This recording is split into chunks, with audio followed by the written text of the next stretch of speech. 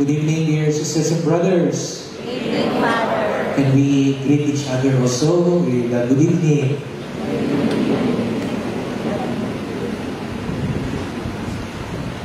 Meron bang mukha ng Biyernes Santo? Sabihin niyo, Ash Wednesday pa lang po. Hindi pa naman po bawal. No? Wala naman pong ruling na pag Lent dapat nakasimangot na tayo. We think that Lent is getting so ayaw nga ni Jesus. Sabi nga ni Jesus, do not look gloomy. But of course, there is a time for everything. But I want you to smile and we greet each other because there is a certain magnetism during Ash Wednesday. Ash Wednesday is like a magnet. If you notice, all churches today are filled up. Here in Greenbelt Chapel, blockbuster tayo lagi. No? Pag Ash Wednesday talagang apaw po. And this is the only time of the year we don't beg for people to come to church. Kayo na ho ang nagpupusa. You are the ones even begging. This is the time of the year we priests have to really turn down a lot of invitations because a lot of people want to have their Ash Wednesday masses. Cardinal Rosales before was telling me, was teasing me, because I'm the chaplain here, but he was telling me, every first Friday from 12 noon to 1 p.m. And I believe that happened also earlier. The holiest place in the Philippines would be the stretch of Ayala Avenue, the business district. Because I'm certain earlier, a lot of buildings there, offices there, held their masses. Diba pag first Friday, ang daming Israel. I'm sure kanina rin, as I told you, I had to turn down a lot of invitations because they wanted to celebrate Mass there. The holiest place on earth. Pero ang daming misa. Pero kayo mga pare, binibiro ko, magpapa-surveillance tracking na kung sino mga pare ng kanya-kanyang masjid. 12 to 1, naglalakad dyan sa stretch ng Ayala Avenue. Kasi nga, even in one building, misa, ilang misa. Kasi, what is it today? What's with Ash Wednesday? What's with Lent? And I'm sure also there are people right now here who are attending this Mass, who would have their foreheads imposed with ashes, who have been away for a long time. There are people who are not regulars every Sunday, but they are now here. There are people, perhaps the last time you were here was last Christmas, and now you're here. Perhaps you're having a crisis of faith, you're not so convinced, you're just a nominal Catholic, you still have reservations, but you're still here. You're now here. And if you are that, I want to tell you now, welcome back. Welcome home. Welcome once again. And I mean it. Hindi ko pang maasar yun, ha? Hindi ko pang mutya. But I sincerely believe the heart of God right now is so pleased that you're back home. That you're here again. You may not be perfect, you may be cold in the faith, but the mere fact that you are here right now, I'm sure God wants to embrace you and tell you, welcome. Welcome home. What does Ash Wednesday mean for us? Ash Wednesday is, mind you, the beginning of Lent, a 40-day journey. Let us not start and end today. Minsan kasi naman, ang galing natin sa di ba, Pilipino magaling sa umpisa no? Start, no? Pang-umpisa tayo no? So, I want to remind everyone, it is not just about today. Ash Wednesday is about Lent, the 40-day journey before the passion, death, and resurrection of the Lord. What can we do these 40 days, starting today? What does Lent offer us as a way of preparing for the Paschal mystery of Jesus. What can we do? Let me offer three steps, three suggestions. And to make it easier to remember, we use the word ASH. This is Ash Wednesday. ASH. A-S-H. What can we do? Starting today for the next 40 days, let the ash on our foreheads be our guide. This is the time of the year we are proud to profess that we are Catholics. We are Christians. This is the only time of the year we do not hide our identity. Ano, hindi kayo nahiya na Katoliko kayo. Kahit na magiging punching bag tayo minsan, kahit na pinagtatawanan tayo minsan. This is the day we want to say, I'm proud to be a Catholic. But more importantly, I am proud of that man hanging on the cross who died and suffered for me. What can we do? Ash. Ask the essential questions. This is the time of the year we are invited to ask essential, serious, crucial, important questions. As the ashes are imposed on our foreheads, on our heads, let it be an invitation for us. This time, can we ask more important questions in life? Do not just settle with shallow, frivolous, superficial questions in life. Now is the time to spend some moments asking ourselves important, essential questions. And one question I hope, huwag sanang matapos ang Lent na hindi tayo man nang sinagot uli yun. Later on, when you look at the mirror, itingnan nyo ano bang klaseng push yung ginawa sa akin. No? Kanina nga, nakalimutan ko, meron pala akong ash. Kamot ako ng kamot. No? As, ganun ako ng nakamot. Dito ako sa buka. No? Buti na lang nakita ko na yung itsura ko paniabog na pala. But when you look at yourself in the mirror, ask yourself, who am I? Because those ashes trying to answer that question, who am I? How do you define yourself? Are you allowing the world to define who you are? Are you allowing the world? Siguro kanina, nung umaga, kung tumingin ka sa salamin, ganun ka ko doon. Pogi po, siyempre, ikaw lang naman kakampi sa sarili mo. Kampihan mo na, no? Tuntua ka na, you have confidence. Then, when you went out, you reached EDSA, nakita mo, nakilaki ng billboard. As in telling you, those who are beautiful are those who are white in their skin, in their complexion.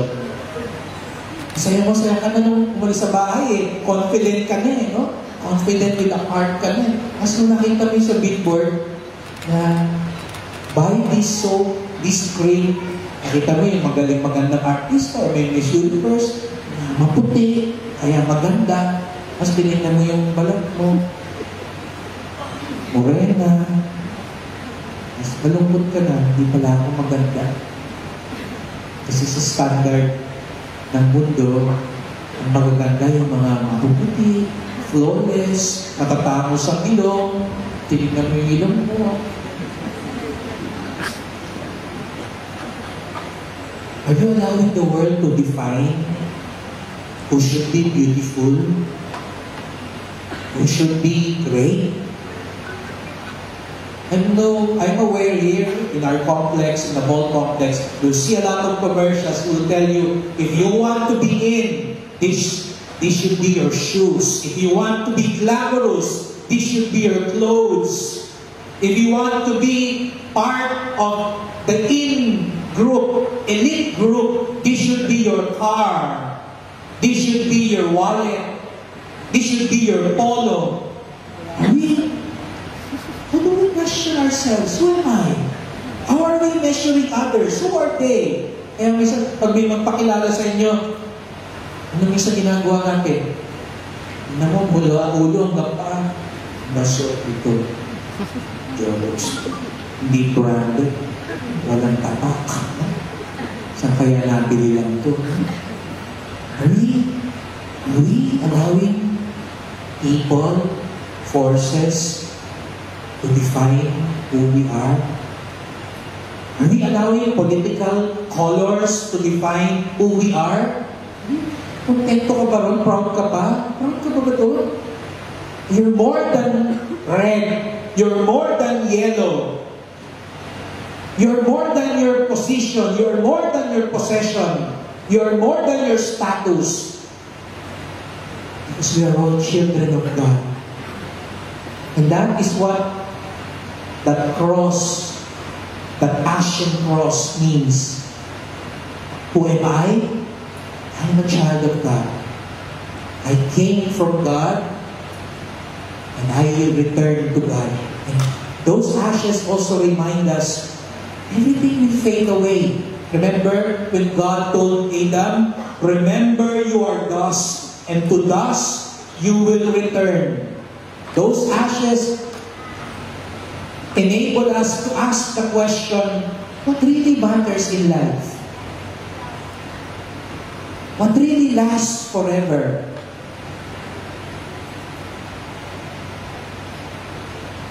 What are the true treasures? Sisters and brothers, during this Lenten season, please spend time asking essential questions. Pag natatrapik tayo, sa halip na magalit kayo, sa halip na kung ano iniisip ko, sa halip na nakatulala ka lang, ask yourself, essential question. Where am I going? What's happening with your life right now? Time is so fast. The other day, I was removing the February from the calendar. I was telling myself, bilis no? Parang kailan lang? Nag-New Year tayo. Hindi ko pa nga ako nauubos yung kalendaryo. Pamimigay ko. March na. For all we know,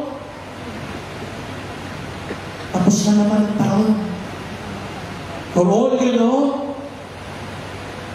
mag-retire ka na, hindi? Just wake up and ask, what happened to my life? It went so fast. I didn't even realize, where am I going? Where am I heading? Today, as we look at those ashes, we also face death. Those ashes remind us of death. I may sound gloomy and morbid, but that's the truth. We will all die. You and I will die. But that's why every year, especially Ash Wednesday, we face death. Because we want to tell death, I'm ready for you. I will not wait for you. And you know that when people face death, they ask the most important questions. Siguro po may kamag-anak kayo, may kaibigan kayo ngayon na may sakit, may tanin na, nagbibilang ka lang. Meron tayong mga kamag-anak, kaibigan na sa ospital ngayon, seriously ill. They are the ones facing death. But today, we are like them. We are also facing death. And haven't you noticed patients in the hospital? Do they bother themselves with questions like, what will I wear today? Ang pasyente bang ang iniis, ang lagi na lang ano susuot ko bukas? I'm sure any right-minded patient won't bother with those questions. Ano kikitain ko bukas?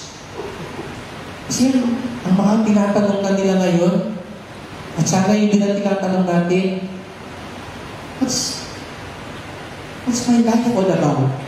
Where am I heading? Did I make sense in my life? My life, does it have meaning? What's the purpose of my life? Today, we ask ourselves those essential questions. Ask the essential questions. And when we ask the essential questions, the next step is we are able to stay on the right course. Stay on the right path. When you refocus, when you wake up from your slumber in the routine called life, you're able to stay on the right course. Because we may not even realize it, we are swerving. Nawawala na tayo kasi nga, tinatangay na lang tayo ng agos. Nagpapatangay na lang sa'yo tayo sa nangyayari. Araw kasi, parang isang tayong zombie, di ba? Gising, trabaho, ngayong gabi, dumaan muna simbahan, mamaya tulog, bukas, same routine. And we don't even realize we're already swerving away from the right track. So I Lent, starting with Ash Wednesday, we fast, we pray, we give more, to bring ourselves back to the right direction of life. We spend more time with God. We spend more time with introspection, reflection, reading good books. We stay away from, that's also part of the Lenten exercise. That is also fasting. Fasting from, huwag tayo makinig sa mga hindi magagandang salita. Sa halip na pag-usapan natin, sa halip na patulan pa natin, at dasal na lang natin. Let's fast from negative things. Because we may not even realize it because of the company we keep, because of the people, of things that we absorb, we are swerving. Ano nangyayari po pag may nagsuswerve? Doon nag-uumpisa ang banggaan. Doon nag-uumpisa ang nagkakasakitan. Ano po nangyayari pag naliligaw? Naranasan niyo bang maligaw? Naligaw ka? Hindi mo alam nasaan ka? Hindi mo alam kung saan ka pupunta? What happens? You feel helpless, hopeless, anxious, afraid, empty, uncertain. How are you right now? Parang lagi ka bang nababangga? May kabangga ka? Na tao? Na sitwasyon? Do you feel hopeless, helpless, anxious, afraid, uncertain? Perhaps you may be swerving already. Today, you allow those ashes on your forehead so that you can stay on the right course. When you ask the essential questions, when you stay on the right course, finally, you head home to God. You head home to God. Heading home to God, it's not about death. Yes, finally, that will be the moment we will head home, hopefully to God. But, every day, we can head home to God. You don't have to wait for the last moment of your life. Every day, we can head home to God. When we ask the essential questions, when we stay on the right course, when we open ourselves to His grace, when we do fasting, prayer, charity, we head home to God. Right now, the mere fact that you are here, you're heading home to God. Because we want to say, God is my peace. God is my strength. God is my life. That's the reason why we are here. That's the reason for the ashes. We want to tell God, Lord, I need you. Lord, you are my peace. Marami akong problema, marami akong tukso, marami akong kahinaan, marami akong pagkukulang. But I am here because, Lord, you are my hope. I'm being pulled away sometimes. I'm being distracted at times. But I am here now because I want to head home to you. That's why today, sisters and brothers, we also ask ourselves, am I really heading home to God? In my life, what are the areas in my life right now, and are they bringing me closer to God? My decisions in life, are they bringing me closer to God? My relationships, my friendships, the way I spend, the way my money, my time, my energy. Yung kinakampihan ko ba ngayon? Sa anumang bahagi, kinakampihan ko sa opisina, kinakampihan ko sa pamilya, kinakampihan ko sa politika, dinadala ba ako nito palapit sa Diyos?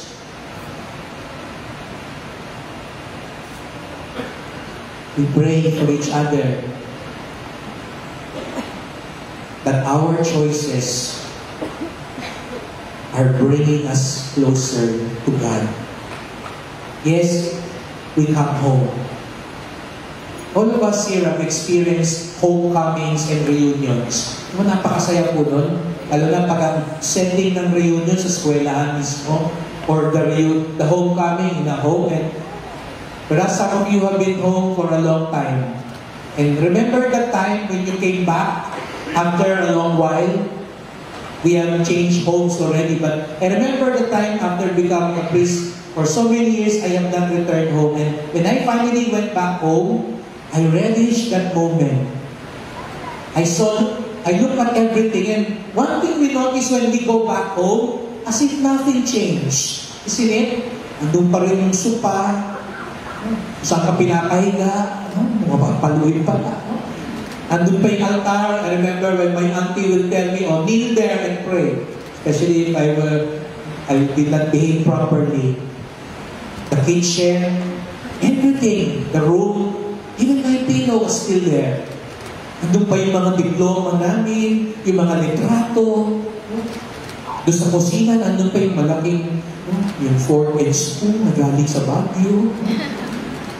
All those old folks, and I look at them, and I realize nothing has changed. But then we also realize, yes, nothing has changed except me. Nothing has changed at home when we go home except us. We have grown older, and as we have made a lot of success, also a lot of failures, we have changed. Now we have returned home. Perhaps some of you realize nothing has changed. Ganun pa rin. Haba pa rin mag-home yung pangit. Ganun pa rin yung mga kanta. Ganun pa rin yung tsura ng chapel. Yes, nothing has changed except you. And then we ask ourselves, what has changed in us? Did you change for the better? How are you now? Dati-dati siguro, ang dali-dali mong paligayahan, simple ka lang. Simple. Ngayon, complicated na. Dati-dati, hindi ka naman conscious sa mga brands.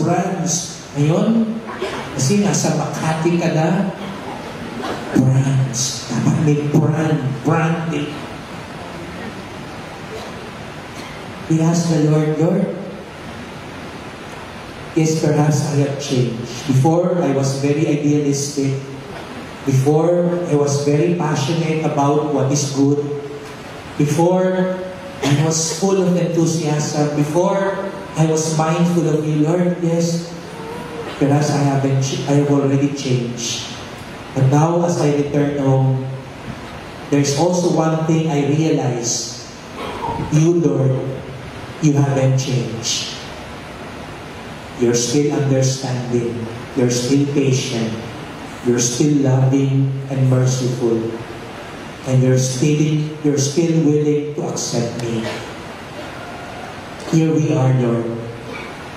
We begin this Lenten journey. Help us to ask the crucial questions, to stay on the right course, and to head home to you. Amen.